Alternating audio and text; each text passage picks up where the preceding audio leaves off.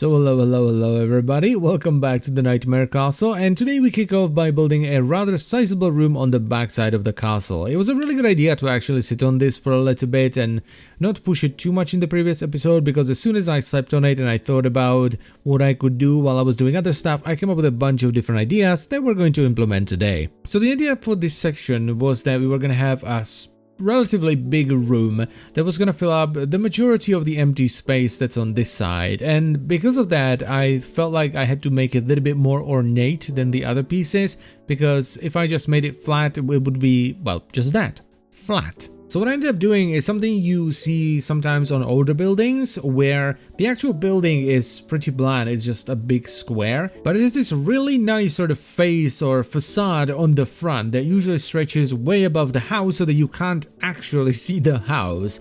And that was the idea here. We were basically just gonna have a big square and this lovely face over top it. And the roof was very deliberately a very straightforward set of stairs to once again sort of go with the idea that the building itself wasn't really all that good, so they put on this facade to try and hide it and make it look nicer. And then towards the end I once again panned the camera down to show the castle from a more realistic angle, because when I'm doing stuff with the replay mod I'm way up high flying in the sky, and it's not what you're gonna see when you look at the castle. What you're gonna see is this, and I think the new building fits in there really well, because it sort of connects the corner tower of the first building that we've built with the rickety tower that we've built towards the end of last video. And it was a good idea that I did this, because it was the first time where I've realized that the roof line on this side of the castle anyway is pretty flat. Then I felt it was time to finally get a door, you know, so I can walk in and out like a normal person instead of flying in with an elytra and slamming into the ground harder and harder as the openings get narrower and narrower.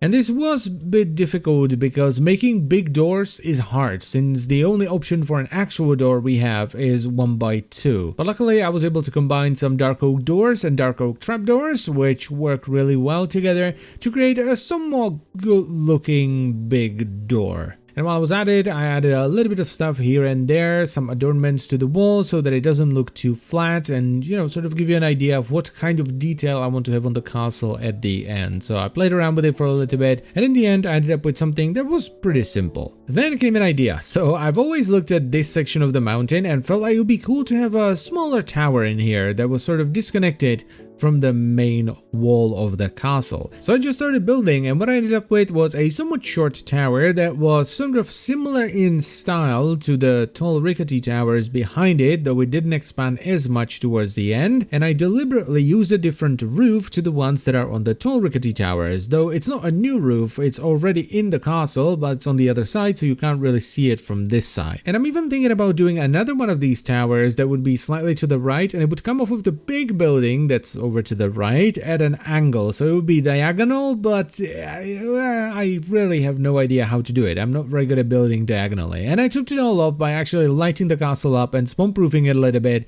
because I was getting really tired of constantly being shot by skeletons, eaten by zombies, and chased by creepers. And I really don't like the whole thing being lit up, so I will go through again, I think, and use some buttons and slabs in some towers instead. Then came idea number 2, which was to have a bridge connecting the first building that we've built to the neighboring mountain on the left. Now, even though the bridge is pretty flat and there isn't much detail on it at all, it took me way longer than I'm willing to admit, because for some reason I could not get the arches to look right.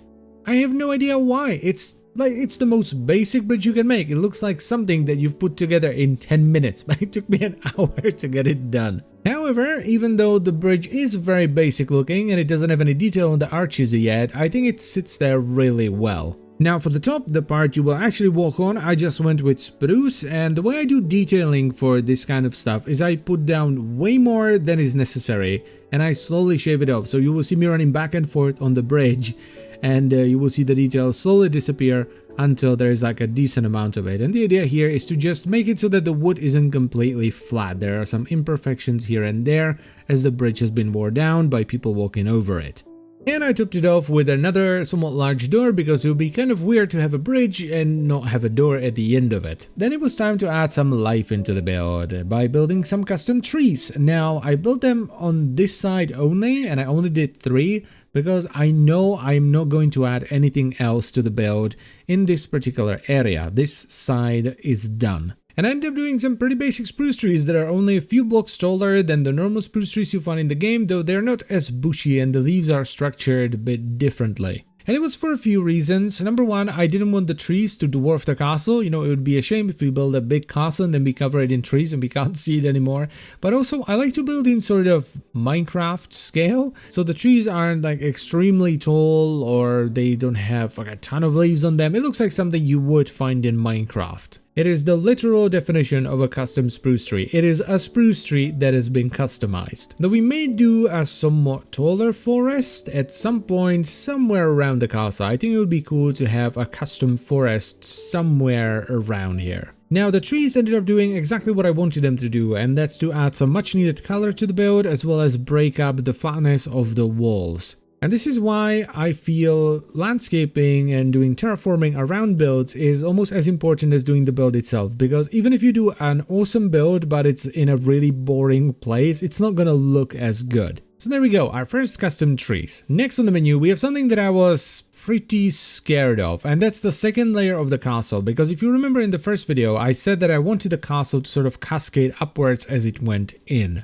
So the idea that I started with here was to have sort of these twin towers that were very thin, very tall at sort of the center of the castle, and it was sort of surrounded by ramparts. So I extended the rampart that we did last time behind the two rickety towers and added another rampart a little bit lower that connected to the building in the corner. This actually worked out really well because it provided some much needed contrast in the roof line, so you can finally tell where one roof ends and another one begins. Now the towers I ended up doing are very straightforward. They're fairly similar to the small tower that we did earlier today. That was, you know, the one that was detached from the castle in front of the rickety towers, and they sort of taper off as they go up. Now I wanted the tower on the right, the one I'm building right now, to be a little bit taller, so I did a big brain thing and made it 2 blocks taller, but since the tower is also further back, you really can't tell.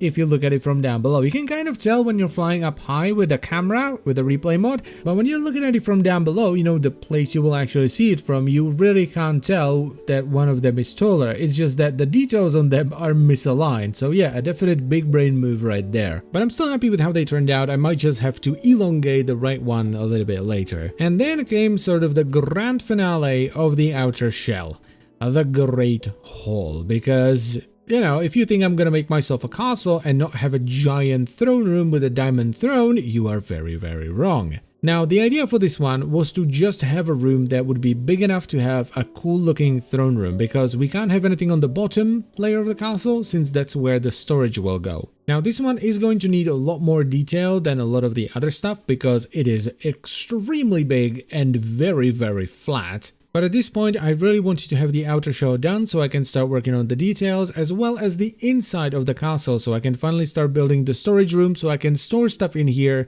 in like an organized fashion instead of having everything spread out in random chests and shulker boxes. So this one ended up looking a lot more basic than the other bits of the castle, but don't worry, we're gonna detail it later. I already have some pretty cool ideas in mind for it. And just to top it all off, I filled in the final area so that I actually have a roof over my head in here, which is above the main gate, or what I consider to be the main gate into the central castle. And I literally just filled it in with stone because this area is already very busy, and trying to build anything else here was just making it too busy and it was looking messy. So I opted to just have an open space here and just filled it in with stone. And this meant that I could finally start working on the storage of the castle. And there was actually another reason for this. I wanted to fit it in so that I knew how much of the outside I can modify without interfering with the inside of the castle, so that I wouldn't start detailing the outside and then start building the storage system only to realize that I have to redo a bunch of the details because it's interfering with the storage. Now, this is going to be the central storage for the entire world, so it has to be pretty beefy and it has to be able to store a bunch of stuff. But I also want it to be nice and easy to use. I don't want to have to do a bunch of manual sorting, so I designed this to have 3 different layers. The first layer, which I'm building right now, is bulk storage, where every item has 4 double chests. This is for stuff like stone, cobblestone, sand, gravel, diorite, andesite, but also ores, you know, things like coal, iron, and even diamonds, just so it's nice and organized. Underneath that is going to be another layer, but this one is going to be for items that are only going to have one double chest. This is for stuff that I still want a decent amount of, but I don't need too much of, stuff like wood or even clay. And finally, at the very bottom, we're going to have a multi-item sorter that's going to sort all the remaining items into sort of generalized chests. So we're going to have a chest for slabs that's going to have all the different kinds of slabs, chest for redstone components, which is going to have redstone torches, levers, pressure plates, dispensers, that kind of stuff. Or, you know, a chest for doors that has all the different kinds of doors and trapdoors, or a chest that has all the different kinds of lights. So that I can simply come in, I can vomit all the items I have in my inventory into the input chest and it all gets sorted. That is the idea. The challenge here is going to be fitting it all in an area where every chest is accessible from a single level, because I don't want to have to go up and down different layers of this to get certain items out. I want to be able to simply walk through the storage and be able to reach all the chests.